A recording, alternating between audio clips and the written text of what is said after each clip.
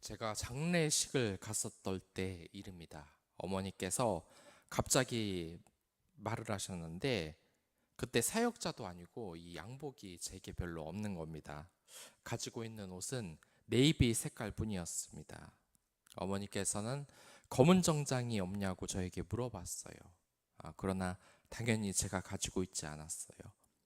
그런데 여러분들 왜 장례식에 갈 때면 검은색 정장을 입고 가셨는지 아십니까? 예전에 장례를 치르셨던 분들은 아시겠지만 이 하얀 삼배 옷을 입었지 검은 옷을 입지는 않았습니다.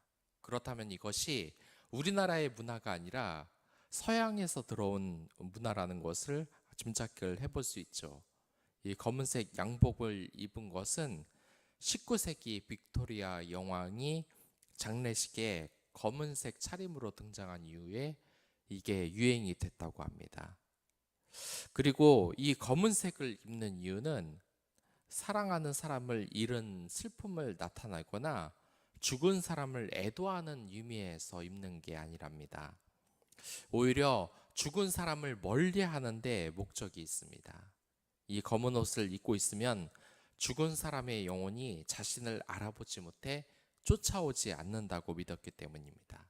그래서 영화에서 보시면 알겠지만 시커먼 베일로 얼굴을 가리지까지 했습니다. 이처럼 슬픈 날에는 무엇인가 차림새가 항상 어둡습니다.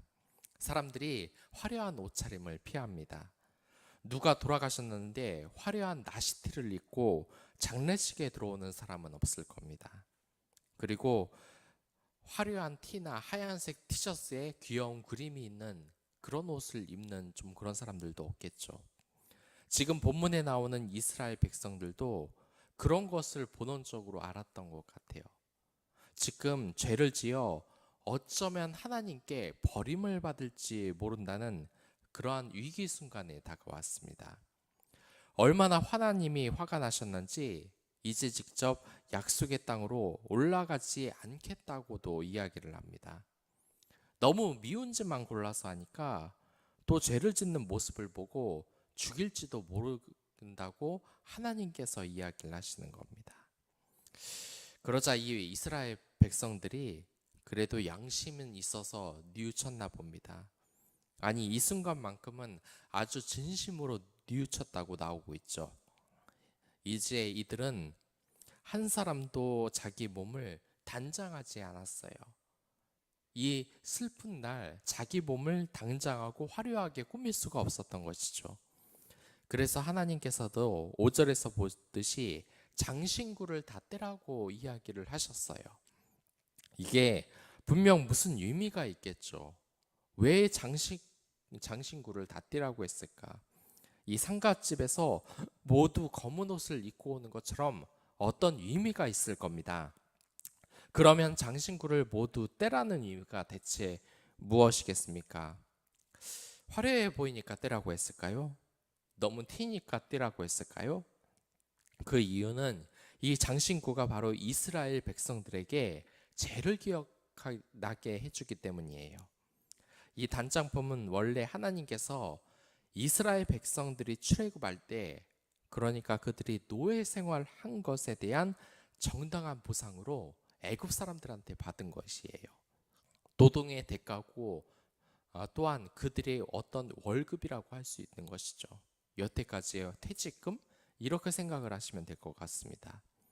그러나 이러한 금고리 당장품을 이들은 죄를 짓는 데 사용을 했어요. 하나님이 받게 해주신 것인데 이것을 이용해서, 이 단장품을 이용해서 금송아지를 만들고 만 것이죠. 그렇기 때문에 단장품을 떼는 것은 이제 너희 죄악을 기억하고 회개하라는 의미라고 할 수 있습니다. 또한 자신의 몸을 단장하지 말고 욕망을 억제하고 오직 하나님께 죄를 지은 슬픔과 회개의 마음으로 나아가라는 의미가 있는 거예요. 그렇다면 우리가 버려야 할 단장품은 무엇이 있겠습니까? 이 단장품들은 우리에게 필요한 것이 아닙니다. 그러나 명예와 물질 같은 단장품을 위해 우리는 얼마나 많은 죄를 짓고 있습니까? 더군다나 이 단장품을 위해 믿음을 버리는 사태까지 벌어지고 있습니다. 믿음보다는 사회적인 명성 또한 학력을 따기 위해서 고3 때부터 신앙을 버리고 내 자신을 치장하기 위해 교회에 안 나오지 않았습니까? 믿음에 투자하는 시간이 아깝기 때문에 내 몸의 치장품을 그 명예와 같은 학력이라는 것을 치장하기 위해 믿음을 버리진 않으셨습니까? 저는 이 단장품 때문에 믿음을 잃어버린 뻔한 적이 있습니다.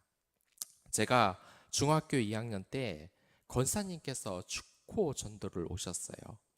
이 축호 전도라는 것은 아직 믿지 않는 새 영혼이 사는 집에 초인종을 눌러서 전도를 하는 방식입니다. 요즘 세상은 이 축호 전도를 하면 난리가 나겠죠. 사람들이 다 싫어하잖아요. 근데 아직까지 제가 보니까 태국에선 이게 되더라고요. 사람들이 그렇게 불쾌하게 여기진 않고. 아무튼 우리나라에선 이제 시대가 바뀌었기 때문에 이런 축호 전도를 한다 그러면 경비 아저씨가 나타나서 쫓아낼 겁니다. 하지만 제가 어렸을 때는 이렇게 전도하시는 분들이 많았어요. 아무튼 처음에는 가기 싫었지만 수련회를 계기로 예수님을 만나고 이제 교회가 좋아지기 시작했습니다. 그러나 마음속에는 늘 어려움이 있었어요. 저는 그 당시 공부를 잘 하지 않았습니다. 그래서 성적이 좋지 않았어요. 이제 고등학교에 진학을 해야 되는데 인문계 고등학교를 갈지 실업계 고등학교를 갈지도 고민이었고 인문계 고등학교를 들어갈 정도로 공부를 잘하지도 않았어요. 그러니까 이게 시험이 들고 만 겁니다. 내 친구들은 교회 친구들은 모두 인문계 고등학교를 들어갔는데 저는 성적이 안 돼서 성적이 좀 떨어지는 인문계 고등학교에 간 겁니다. 그러니까 이게 친구들의 얼굴을 보기가 싫더라고요. 마음속에 창피한 마음도 생기고요. 가장 성적이 안 좋았기에 그 친구들을 보기가 꺼려졌어요. 그리고 교회에 올 때마다 너 어느 고등학교에 갔냐라고 물어볼 때 너무너무 부담스러운 거예요. 그래서 고등학교를 어디 갔는지 자신 있게 말도 못하고 이 교회와 멀어지게 된 것입니다. 그 당시 저는 이 장신구가 필요했던 것 같습니다. 내가 공부를 잘한다는 장신구로 꾸며서 친구들을 만나야겠다는 생각이 굉장히 강했어요. 그래서 이 교회에 절대로 다시 나가지 않았습니다. 그리고 후에 편입 공부를 해서 드디어 대학에 들어갔습니다. 그러나 그러한 장신구를 달더라도 이 교회에 다니는 것이 잘 되지가 않았어요. 왜냐하면 그 사이에 제가 믿음을 버렸기 때문입니다. 편입 공부만 성공하면 다 주님을 찾겠다고 했지만 가장 큰 믿음을 버려버리고 만 것입니다. 만약 주님께서 나중에 저를 붙잡지 않았다면 저는 허름한 장신구를 단 것이 창피하여 이 신앙을 완전히 잃어버릴 뻔했습니다. 그러니까 여러분들에게 말하겠지만 이 장신구 때문에 여러분들의 신앙을 버리지 마시기 바랍니다. 물론 말씀을 드리지만 제가 갔던 이 고등학교에서 저는 사랑하는 선생님들과 친구들을 만났습니다. 그리고 이 고등학교를 정말 자랑스럽게 생각합니다. 아무튼 이 세상의 장신군의 눈에 팔려 믿음을 버리는 일들이 얼마나 많습니까? 저는 정말 다시 이 신앙의 길로 돌아오기가 힘이 들었어요. 어쩌면 구원을 포기하는 그러한 안타까운 사태가 있었을 수도 있습니다. 그렇기 때문에 여러분들 직장의 승진이나 시험 때문에 이 믿음을 버리는 일 절대로 해서는 안 됩니다. 그때 성공을 하겠다고 예배 드리는 시간까지 포기하고 이 자리에 나오지 않는 것은 여러분들 영혼을 버릴 위험도 있는 아주 그러한 일입니다. 여러분들 이러한 장신구는 모두 하나님의 은혜에 비하면 아무것도 아님을 여러분들 기억해 주시기 바랍니다. 그리고 7절부터 11절까지의 내용입니다. 하나님께서는 이 문제를 그냥 넘어가지 않으셨어요. 당연하죠. 너무나 큰 이 죄악을 그냥 모른 척 하실 수가 없는 겁니다. 그렇기 때문에 진 밖에 장막을 쳐서 이것을 회막이라고 이름을 짓습니다. 그리고 거기서 임하셨습니다. 하나님께서는 이러한 분이세요. 항상 거룩하시고 죄가 없으시기 때문에 큰 죄악을 지었던 이스라엘과 함께 있을 수가 없는 겁니다. 그래서 이스라엘의 진 밖에 있을 수밖에 없었어요. 이 거룩한 하나님이 죄악의 온상인 이 이스라엘 백성 가운데 임하시면 이 백성들이 죽을 수밖에 없는 것입니다. 제가 기도 제목을 물어봤을 때 불신자들은 이야기합니다. 자녀가 좋은 대학이나 가게 해달라고, 돈이나 많이 벌게 해달라고 기도해달라고 합니다. 물론 저는 그러한 축복 기도를 당연히 합니다. 이분들이 원하시는 건데 그러한 것을 하나님께 당연히 아뢰드리죠. 그런데 한편으로는 조금 불안한 생각이 있는 것도 사실이에요.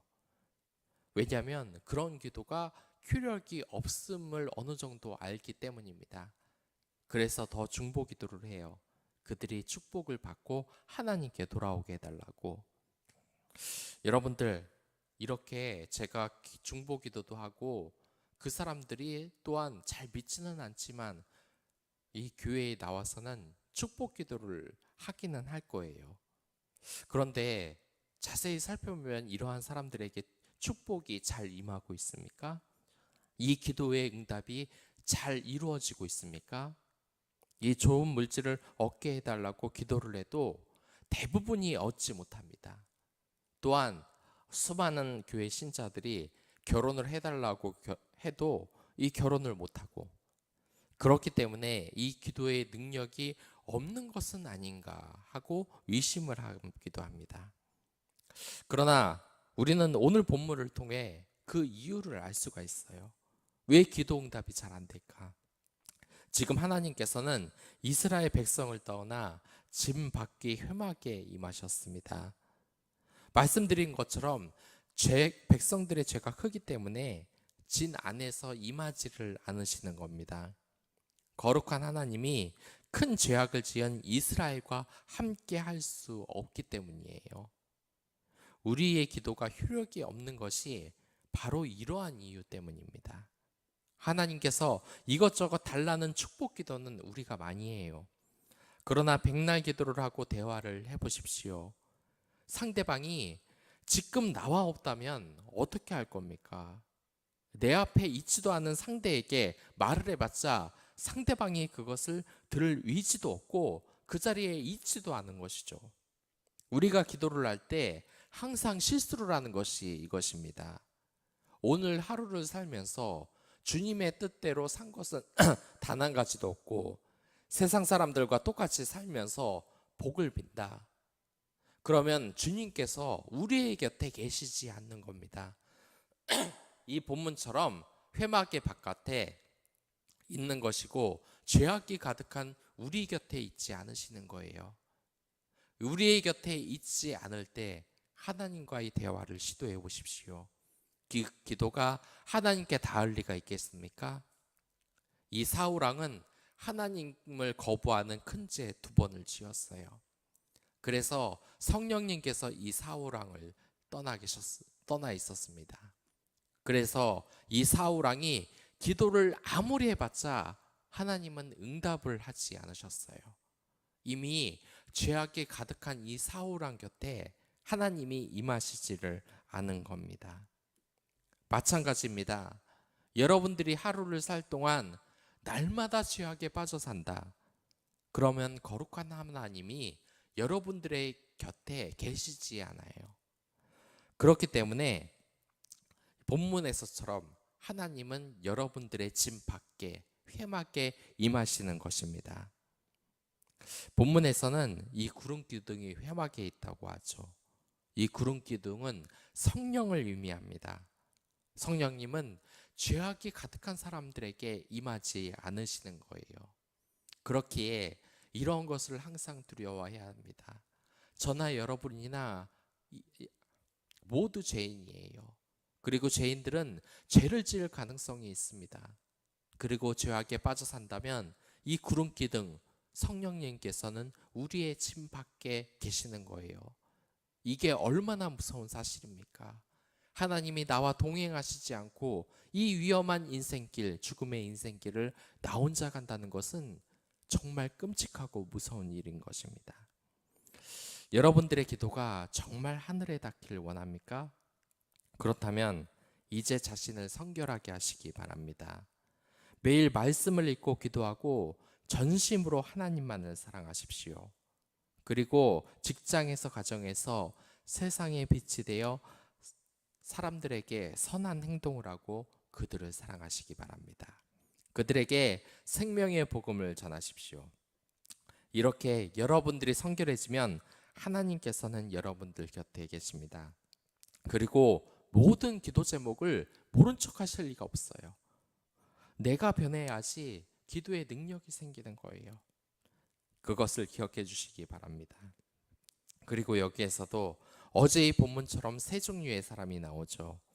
하나님과 직접 대화를 하는 모세, 그리고 그의 곁을 떠나지 않는 여호수아, 그리고 마지막으로 죄를 지은 이스라엘 민족입니다. 성경에 의하면 우리가 사는 세상에는 세 가지의 하늘이 있다고 합니다. 바로 이것을 삼승천이라고 할 수 있죠. 첫 번째 하늘은 우리들이 사는 세상입니다. 푸르고 아름다운 새가 날아다니는 우리의 세상이죠. 그리고 두 번째 하늘은 우주라고 할 수 있어요. 이 두 번째 하늘인 우주는 아직까지 그 신비함을 가지고 있습니다. 우리가 모르는 것이 너무 많아요.